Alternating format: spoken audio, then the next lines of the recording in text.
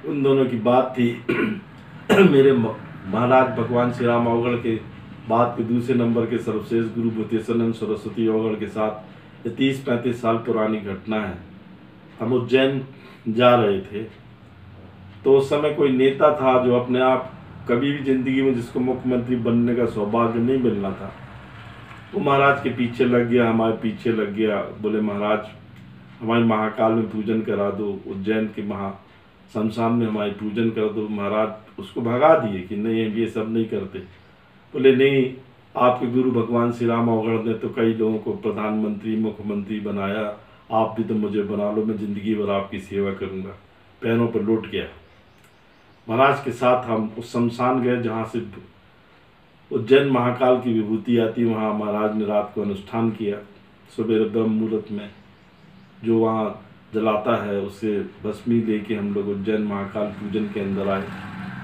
उस महाकाल के पूजन करते समय उस व्यक्ति ने हमारे महाराज भूतेश्वरानंद सरस्वती अवगढ़ से दीक्षा भी ले ली, संकल्प लिया कि मैं किसी राज्य का मुख्यमंत्री बन जाऊं।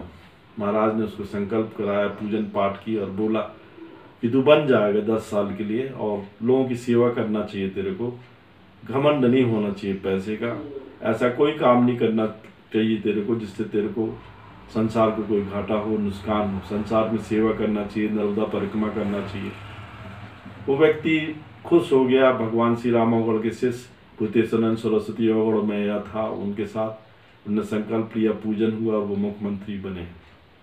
प्रविधि के विधान देखे कि 10 साल मुख्यमंत्री रहते हुए उसने कोई काम नहीं किया। उसको गरूर आ गया कि मैं हूँ, मेरे द्वारा बनाया गया है, मैं ही स्वयं बना हूँ। दोबारा जब महाराज उससे मिलने गए तो उसने बोला नहीं, मैं तो अपनी ताकत से बना हूँ। महाराज मुस्कुरा दिए, बोले ऐसा नहीं होना चाहिए, अवगढ़ को तेरे से कुछ नहीं चाहिए, वो कोई पैसा लेने नहीं आया। वो ये बोला था कि संकल्प करो कि लोगों को जो तुमने संकल्प किया गरीबों की सेवाओं करने का वो तो पूरा कर लो। वो नहीं माना।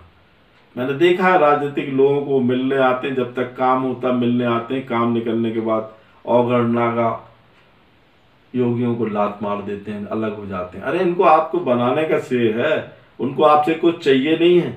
अरे जो दे रहा है वो परमात्मा होता है। उसको मैंने उदाहरण समझाया था। सूर्य जब सुबह निकलता तो भीख नहीं मांगता कि आप मुझे जल चढ़ाओ। दोपहर में जब बढ़ जाता है तो इतनी गर्मी होती है आप निकल नहीं पाते। जब सूर्य अस्त हो जाता है तो ठंडी लगने लगती लोगों को। सूर्य से सीखो, अवगढ़ों से सीखो, नागाओं से सीखो, योगियों से सीखो। ये तो तुमको राजा रंग से राजा बना सकते हैं। उनका आशीर्वाद दो, अपनी हमवादता को खत्म करो। तुम संसार में किसी भी सर्वश्रेष्ठ अगर बनना चाहो किसी भी क्षेत्र में, तो ऐसे किसी व्यक्तित्व को गुरु बना लो जो इंसान परमात्मा को जानता है। ये तो फाइलें हैं संसार में चल रही हैं, जिसके फाइल का नंबर जब आ गया तो बन गया। और गुरूर किस बात का इंसान को ये सोचना तो चाहिए जो आदमी तुमको बना रहा है वो परमात्मा की तुल्य है। परमात्मा इन्हीं लोगों के रूप में दिखता है, ऐसा मैं कहता था, ओशो कहता थे और सारे अवगढ़ कहते थे। जय सिया राम।